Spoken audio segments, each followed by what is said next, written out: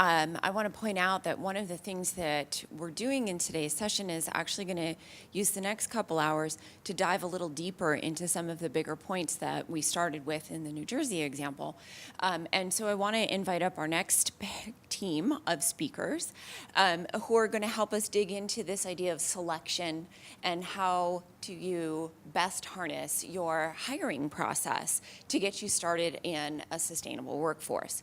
So to do that, we're going to invite up Norene Mostkoff, who's currently the president and CEO of the Visiting Nurse Health System in Atlanta. This is a $60+ million non-for-profit organization providing home health care, long-term care at home, and end-of-life services to more than 7,000 patients and clients each day.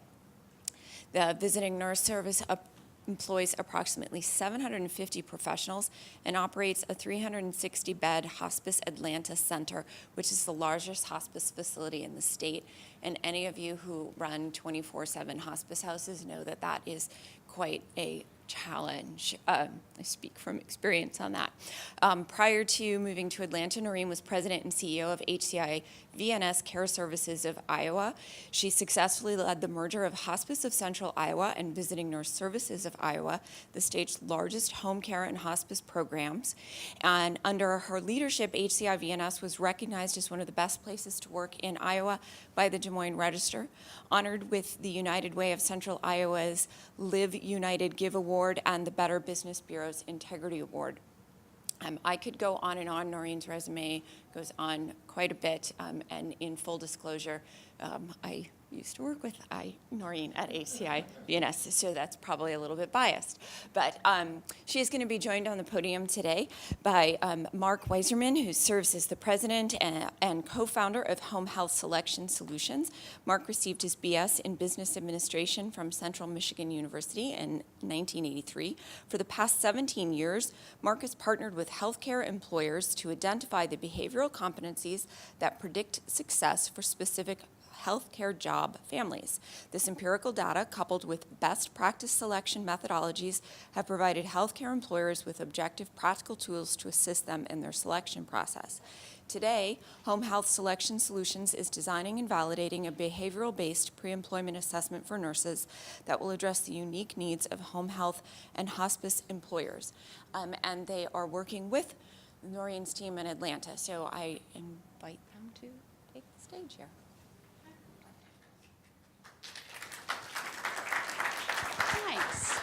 Thanks. Oh, sure. Get your phone. Get your phone. So, couple things. First of all, I have to tell you that I hate PowerPoint, and it rarely works. So we didn't put a lot of effort into our PowerPoint. But we have some great handouts, and we want to be sure everybody gets them. I'm going to be giving you some data, and I have all the data here. So if you want it, you don't need to write it down. We've got it for you.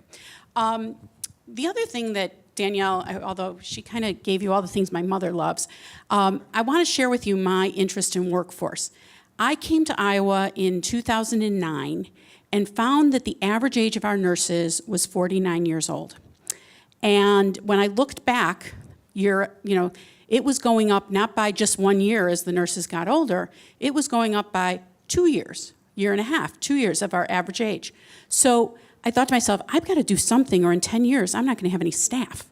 And so I got involved with the Workforce Development Board in my region, and I ended up being chair of the region in Central Iowa for workforce development, and that's money that comes out of the federal government.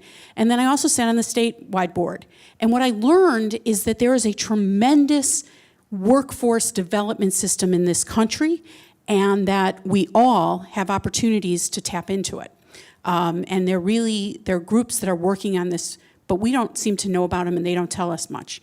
So if you have an opportunity to look at what your Workforce Development Board is doing in your area, and they're required to have one, I look into it, because I think you might find opportunities for them to invest in some of your training.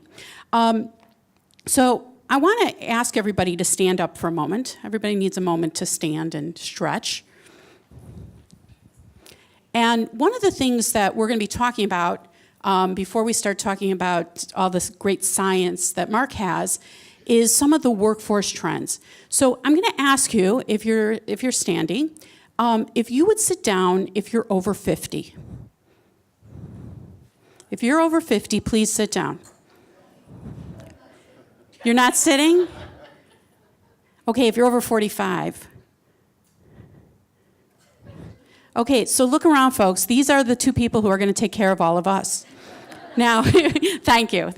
Now, obviously, you know, we're a little bit probably an older room because we're in a leadership role, but you get the point. We've got some significant issues. I'd ask you, what are the issues or what are the workforce trends that you're seeing? And I'm just going to repeat them after you say them so that they get onto the recording. What kind of workforce trends? I probably should move this. I told you I hate PowerPoint. Okay. What are the workforce? Yes. Well, a couple of the trends that I've been tracking is that so a couple things from the AAMC in Washington, that the care recipient to caregiver level is 5,000 to 1 ratio. That's astounding. That says that there aren't enough humans to be able to take care of the aging population. That's increased in issue because the talent pool to be able to take care of these more complex cases requires more than a high school graduate degree with a certification. You know, getting to their point about, you know, having a bachelor. So that really changes, you know, the amount of caregivers capable of making some of the decisions that we have. So those are two of the critical things, and of course the population's accelerating, as your example just did, because it's 64 million people. So, Other trends that folks are seeing in your organization? Because I have a whole list. Anything else? Yes. Tammy. But yes, we're recording. Okay. There you go. Just the generational incompatibility. Just the fact that we have these 4 generations for the first time ever in the workforce. They come with different expectations about what it means to perform and to be satisfied in their work. But what's interesting is the different expectation that they have of their leadership between the first generation and the 4th generation is actually incompatible. Thank you. Anybody else? Yes. I see that the younger generation are very interested in work and life balance is really, really important. Different than the older generation will work 60, 70 hours a week to make ourselves look good or to get the work done, and yet they want to be able to get their work done, do a good job, but have that balance with their family. So full-time isn't always what people are looking for. Somebody here over here had. I feel like Phil Donahue, but doesn't that date me? We've been seeing staff that come in and then have expectations of, I'll do this for a year or two, and then I should be moving up in the agency, right? You know, that's you know, in another year I'll be in a higher level or a different place or in education or in quality, but this is just my lead-in, you know, to other things. Okay, yes. We see that no one wants to talk to each other. It's easier to text. You know, as I was researching for this, I learned that people in the millennial generation, they do not see email as technology. That is not technology to them. So kind of interesting. Anything else? I'm going to then just kind of read my list to you. One of the things is, obviously, we are retiring a lot of baby boomers, and there are not the same number of folks coming into the industry. Wages for RNs are increasing. You know, it's the old Adam Smith, supply and demand, and we're all experiencing it. There's increased churning. Lots of data around people are job hopping. In our market, the hospitals sometimes are giving $10,000, $20,000 sign-on bonuses. I can't do that. Can't do that. There's a shortage of health IT people. You know, health IT people, there's a shortage of those folks. And here are some of the other issues that we are experiencing and some data I'd like to share with you to kind of set the stage for why selection and attraction are so important. 72%. So basically, if this whole room was full-time faculty at nursing schools, all of the people from this point over there, 72%, are over 50 years old. That's a problem. That's a problem.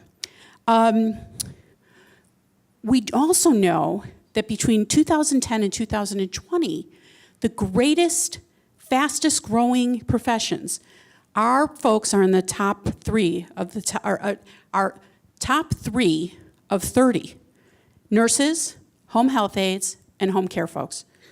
And if you think about the increase in jobs in healthcare, because we just went through this great recession, the only thing that really did better than everybody else was healthcare jobs. They kept increasing.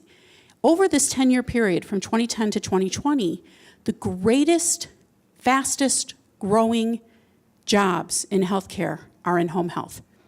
The needs and the people to be there aren't quite there yet. We got huge needs. So you know what, I'm probably supposed to forward this forward.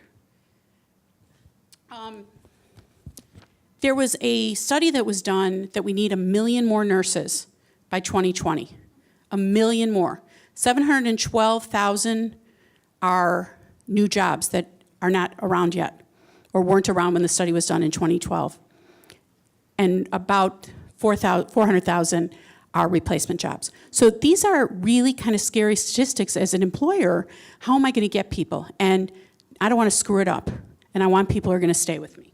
So I'm going to turn it over to Mark to talk a little bit about best practices around selection. So I have to tell you that my interest in this is really about, I know who my good players are. And I got to figure out the secret sauce that makes them good players. And one of the things that science is telling us now is that those nurses who do really well in a hospital are not really the profile that we need for home health. And yet my organization, we still keep hiring people from the hospital. So how do we take the science and really align it to what our needs are and try to reduce our costs in getting the right person and somebody who is going to stay with us? I will tell you from my organization, and I'm only there 10 months, so I can say this.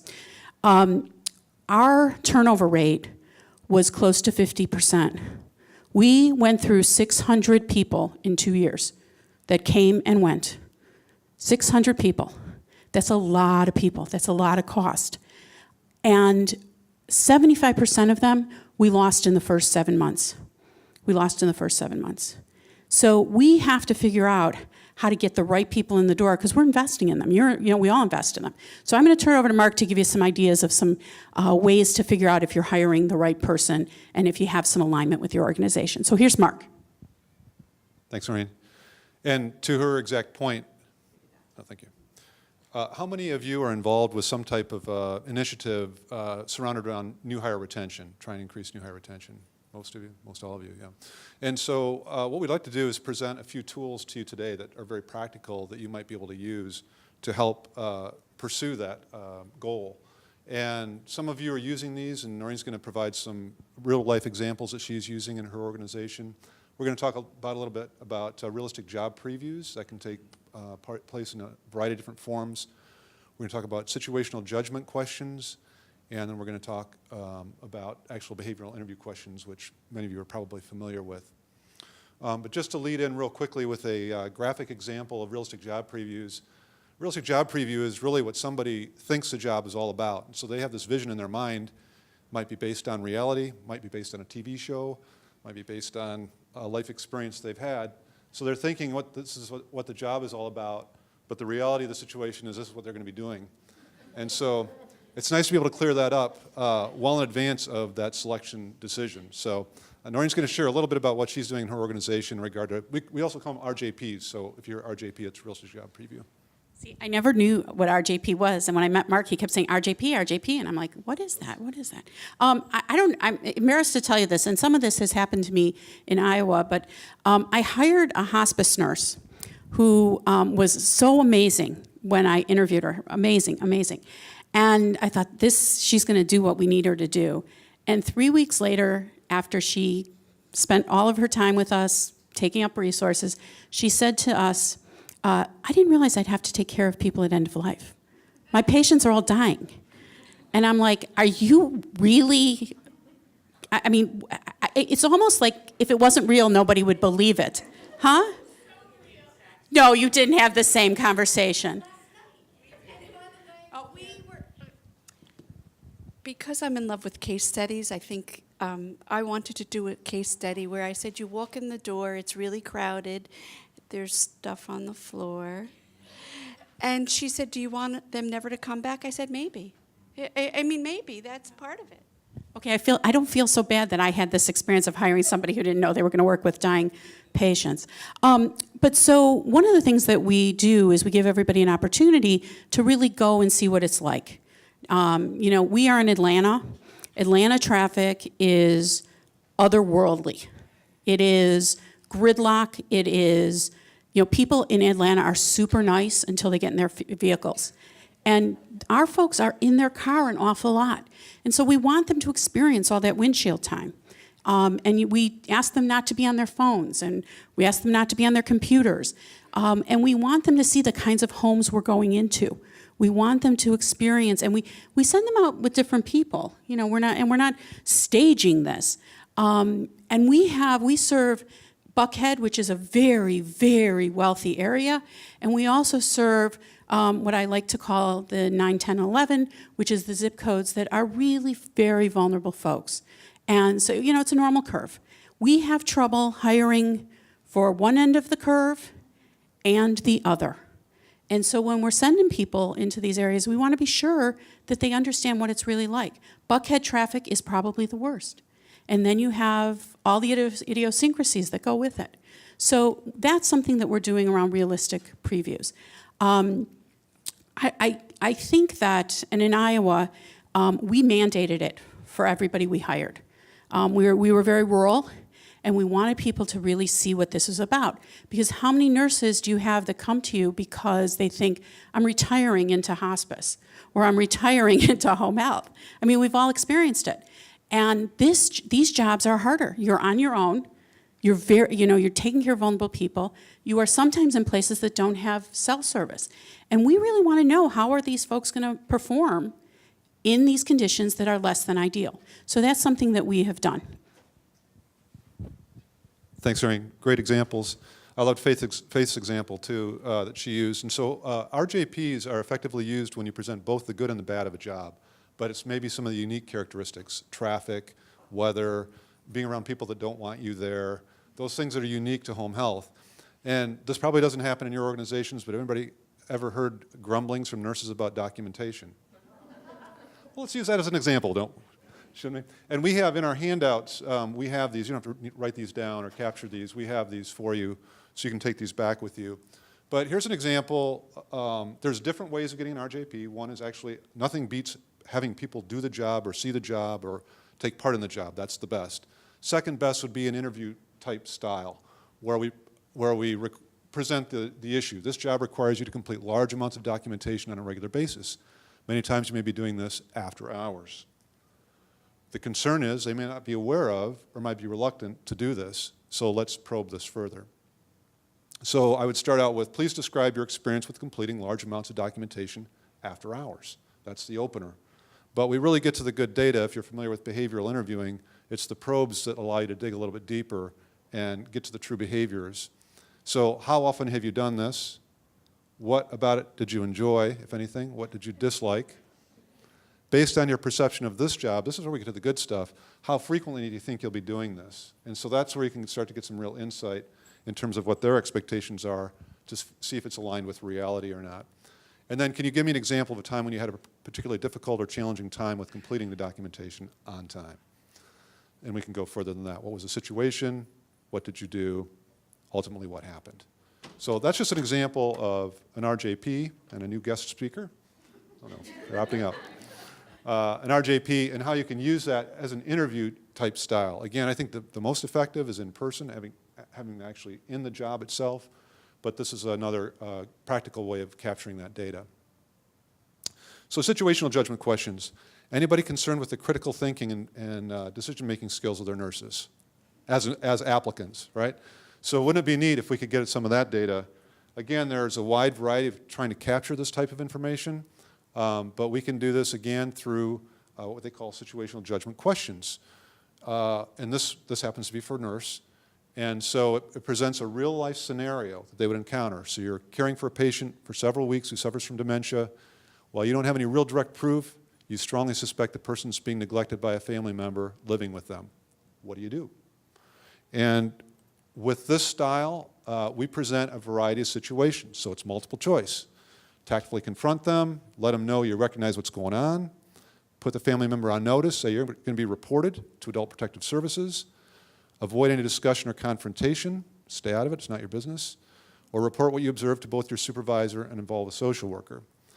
So the interesting thing about this type of question is there's a variety of ways this can be keyed or scored. We can just ask them, okay, here's a scenario, what's the best solution? And that gives you some information about them. You get a lot more information if you say, what's the best and what's the worst? So now you get both perspectives. And then you get a lot of information, but it's time consuming if you say force rank these from best to worst. So that's kind of the ideal, but from a time constraint perspective, depending on how many of these you use, it can take up a lot of time. Anybody use these types of questions at all now? Something similar? They can be helpful, but they are somewhat laborious to collect, and if you use it as an interview-style question, it does take time. But as we've all talked about, sometimes it's worth the investment up front rather than paying the price after the fact. So now we're going to talk a little bit about behavioral interviews. Norene's going to step up here and talk about how she's using these in a little descriptor. We'll go from there. So I know why people are leaving me. We do exit interviews. How many of you do exit interviews? Most of you? So you probably know what the dissatisfiers are. I mean, I know that our ECR is a dissatisfier. I know the traffic is a dissatisfier. And I use those things, and I have a whole list of what our dissatisfiers are, to shape the kinds of questions that we're going to ask. We are moving to be a very value-based organization in terms of how we make decisions. So one of our behavioral questions, and behavioral questions really are saying, you know, the best predictor of future behavior is past behavior, is asking, you know, give me an example of a time when. And one of my favorite questions to ask is, give me an example of a time when you were asked to do something that was contrary to your values. Tell me the experience, what happened, and how did you resolve it? And when somebody says, you know, my boss told me to falsify records and they were okay with that, I realize that I don't have value alignment. And, you know, that's a little bit of an extreme example, but I want to be sure that I'm hiring people who are going to align with our values, that being exceptional is important, respect, integrity, good stewards. And so I'm going to pick things around those items. Do you have the, oh, thank you. So one thing that you might pick is compassion. Being sensitive to others' needs and feelings, being understanding and helpful on the job. That's how we're going to define compassion. And I had a great conversation last night that we want nurses who are compassionate, but really what we want are people who are compassionate, but first they're expert. They're clinically exceptional. So, but I don't want people who are going to be clinically exceptional and have terrible interactions with people. So here's the question I might ask. Give me an example when you had to deal with an overly demanding individual, someone who demanded constant attention to the point where it impacted your ability to get important work done. So we probe on this. They tell us, they detail it to you and you say, so tell me more about that. Because most people are going to have their kind of canned, you know, they practice, anybody's looking for a job. I did, you know, last year, and so I practiced, you know, my answers. And so you got to go to the next level. Why did you feel that action was the most appropriate? So we continue on. And we have all of these in a handout for you if you want them. Then how did the individual respond? So we continue to ask second and third level questions. What, if anything, would you do differently and why? And I love that question, what would you do differently and why? Because it tells me, do I have a person who's reflective of their behavior, or do they just move forward in life? And what else might you have done? And that tells me, have they thought critically about, they've reflected, they've thought critically, and they're a learning person. And I want to work with people who are going to embrace our reality, learn what's going to happen, and move forward. That's my culture. And as Faith said, you know, it's all based on what your culture is and what you're doing. So, whoops. We're not going to do this today. But this is the coolest part, because how can science predict behavior? And I got very excited with Mark's work. He has primarily done work in the acute side and is now moving to really figure out what's going on in the home health side of nursing. And my nurses, we asked them to take a profile so that we can, and then he had our leaders rank them, whether they were A performers, B performers, C performers, a little more involved than that, to validate the work they're doing. So I'm going to turn it over to Mark so that he can tell you about this really exciting stuff. And here you go. Does anybody in here take, thank you, a baby aspirin each day? Anybody else? A few of you do, okay. And why do you do that? To prevent a heart attack, exactly. Okay, heart attack or strokes, okay. So you might be wondering, well, that's a strange question to ask when we're talking about selection. But what I'd like to do is, we're going to talk a little bit about statistics. And sometimes statistics can be dry, and I thought we'd have a little fun with this. We're going to relate statistics to correlations to medical processes or medical experiences. So fun with statistics, if it can be such a thing. So we're going to talk a little bit about correlations, because people always want to know, well, how do these work, or how effectively do they work? And people understand percentages. Well, it works 80% of the time, we understand that, but correlations are a little trickier. And so I thought we'd have some examples to help us understand how effective or ineffective these types of tools are.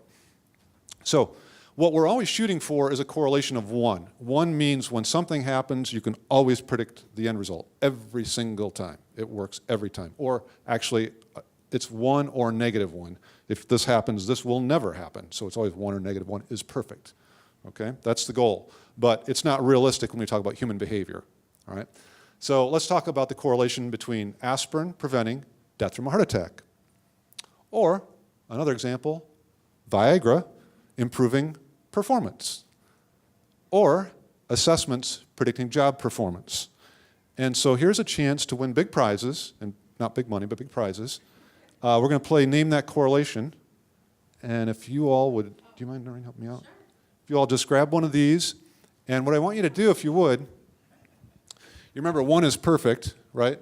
But our choices here are 0.02, 0.31, or 0.38. And your job is to circle the correct correlation with this, each of the items that we have here, okay? It'll just take a second.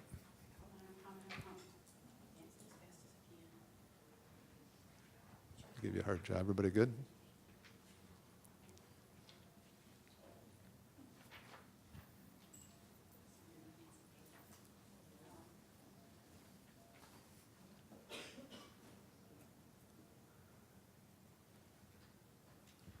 Take just a minute.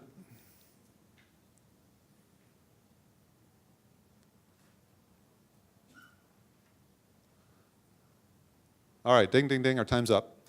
Let's do this as a group then. Shout it out. Who thinks, or give it the correlation for aspirin, if you would.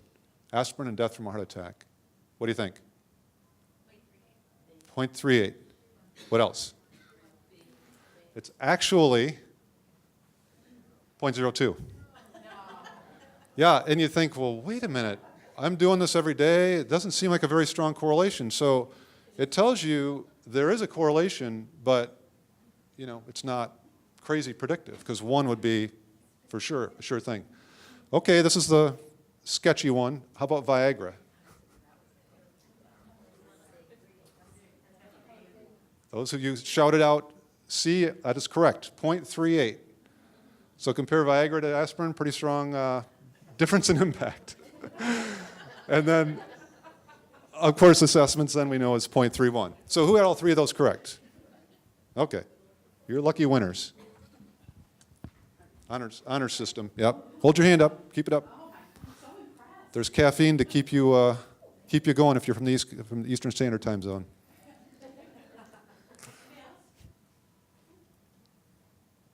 All right. All right, thanks for playing along. So what we're working on is a project where we can take a look at the specific behaviors or specific competencies that relate to success in home health and hospice. We've worked in acute care for a long time, And we know that the competencies that predict success in acute care or long-term care are different in home health and hospice, has been echoed throughout here. So what we're doing now is partnering with organizations to collect data on the incumbent workforce, their current nurses, and then we collect data from their supervisors, performance data as it relates back to their job performance. And the ultimate goal then, we're in this process right now, is to be able to predict some of these types of things like job success. So can we actually predict somebody's job performance in advance of you actually hiring them? And the answer is, I hope so. We don't know until we get the data back, but if it's like other assessments, the answer will be yes, to some degree. And then I'll share that correlation with you in just a moment, too. What about customer satisfaction or patient satisfaction? Can we predict if somebody's going to be, patient-oriented or nice to the patient, their families, when they interface with them?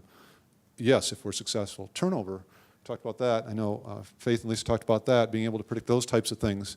Are there attitudes, are there behaviors that are indicative of them likely to turn over? The answer is typically yes, but we don't know this data till we get it in. And then we have comparative norms that we can compare individuals to their peers. So if I score low on compassion compared to my peers, you can probe that and pursue that proactively and not be surprised. The other part is best practice interview process, so integrating some of these behavioral questions, some of the realistic job preview questions. And the idea here is, when we actually look at the end results, is to look at all these things as independent points of information. So the interview is one point of reference, the reference checks are another point of reference, and so on and so forth. And the more information you can pull together, the better decisions you can make, the more accurate decisions you can make. And by the way, I didn't share this, but the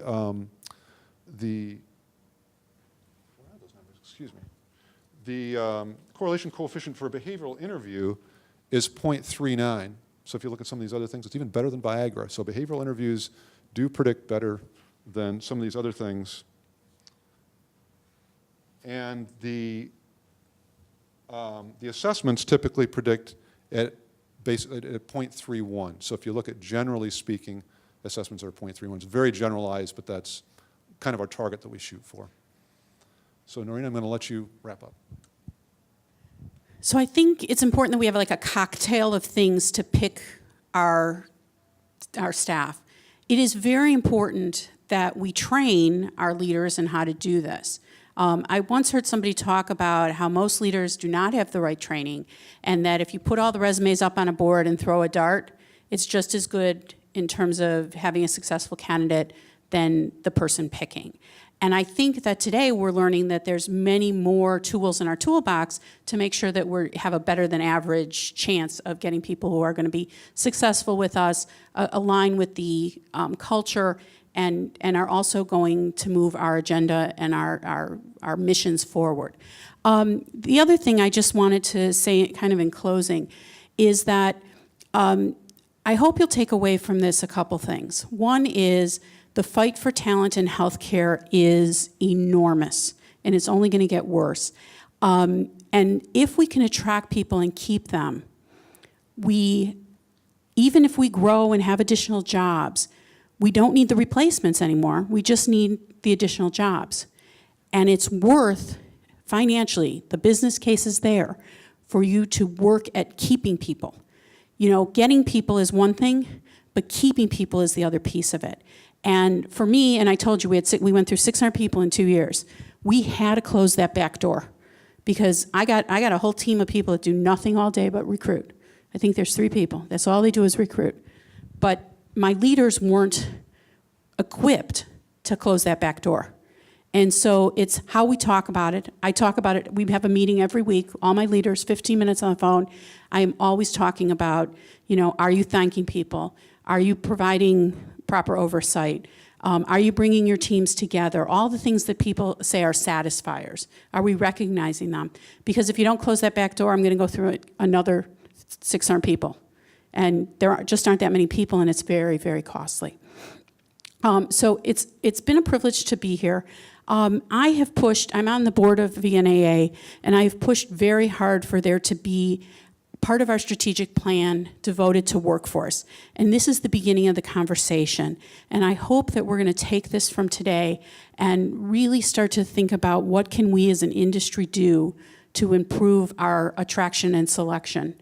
Right, Danielle? Now that I've said it publicly? All right. Any questions? Yes. I have a question. It's for both sections of speakers related to salaried employees versus hourly employees. You brought up the after hours question. In one of the grumblings, we still pay hourly, and they have specific productivity expectations. And the grumblings, mostly from those that are not as efficient, some of the older nurses with technology and that, grumble about their after hours that they hide, not to be yelled at or disciplined about their productivity standards. So I'm just curious what some of the organizations are doing based on hourly and salaried and productivity expectations, so that you don't get those grumblings of, you know, well, I'm doing this at night because I didn't get it done during when I was supposed to get it done. Faith, we pay by the visit.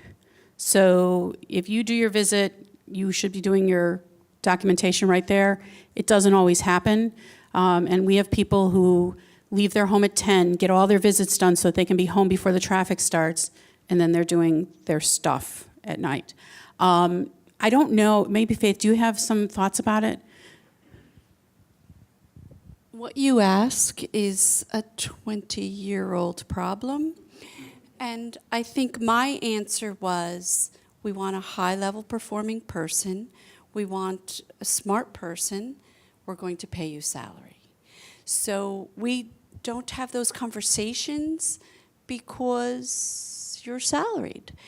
At the same time, there is not this rootless demand of where are you at what time.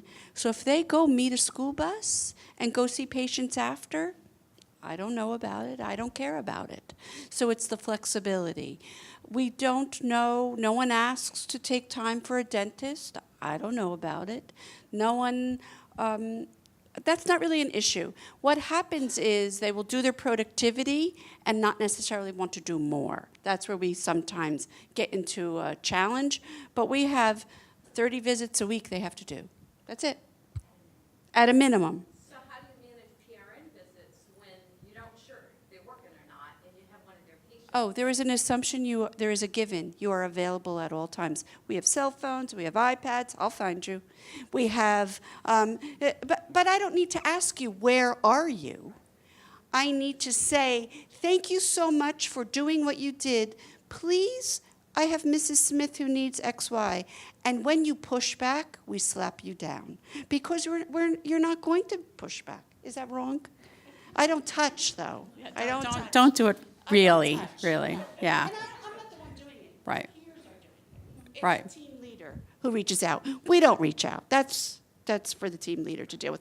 And the team leader, her goal or his goal is to manage all the needs of the patients. So everybody has to share in that. But the salaried made a big difference. Would you agree? And for me, I believe my job is to take away as many barriers to getting the work done during the day or during their work time as possible. And I know I haven't done that yet in my organization. I'm still working on that. But if I can do that, there's an expectation that it just gets done. So, any other questions? Because I will tell you, we are standing between you and your break. There's a break. Am I right? Yes. Okay, then thank you very much. And there are handouts here if you'd like them. 2 handouts. One is the data that I provided plus a whole bunch more, and the other is the examples that we gave. So yes, you do have a break. It is just about 1:30, so we'll take a 15-minute break and then come back and do a deep dive into orientation and ongoing education as tools important to your workforce. Thank you.